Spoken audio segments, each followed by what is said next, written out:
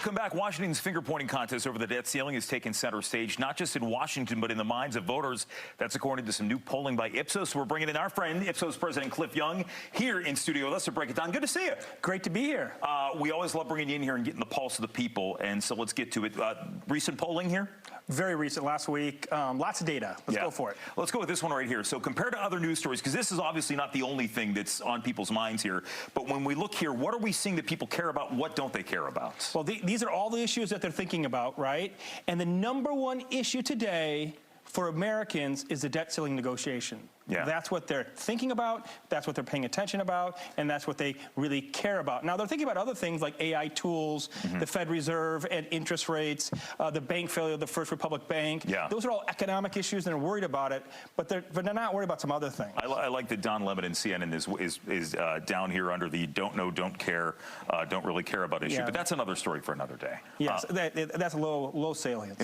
Let's take a look at the next round of data that we have here, and this one here is breaking down the concern about financial harm or recession, and they're working on this deal right now. We obviously know the president, when it passes, if it passes, president has to sign it. It's still not at the finish line yet, but what are we looking at here? We're looking at two different questions about concern, and what we can say is high levels of concern among Americans about the debt ceiling, about defaulting. 77% of Americans are worried about financial harm to their families. That's high levels of concern. 82% of Americans are concerned about recession for the U.S.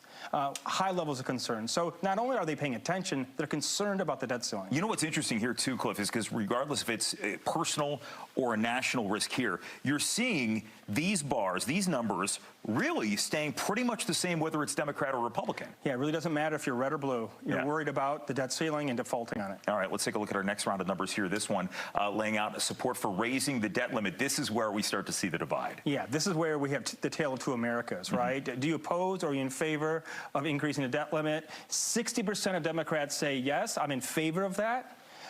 Only 29% of Republicans. This is really where we're seeing the divide. This is where we're seeing the huge debate in Congress, right? Between Republicans and Democrats. And once again, it's a tale of two Americas. What's interesting, though, is when you look at these here, the gray area where people aren't sure, that seems to be on the same level right there. Yeah, they don't know. Yeah. It's a very abstract thing for people. It's very distant. Well, especially, too, when you're talking about this volume of money, and we look at budgets from our own perspective, you know, how we pay our own bills, not necessarily on a national Thousands, front. not trillions. Is that too? Yeah, if that. Let's take a look at our next numbers here. Most Americans, regardless of party, think the debt issue ceiling is a political game. Say it isn't so. Yeah, it is, and that's what they think. 62% of Americans think that. 66% of Democrats, 62% of Republicans. So no difference across partisan lines.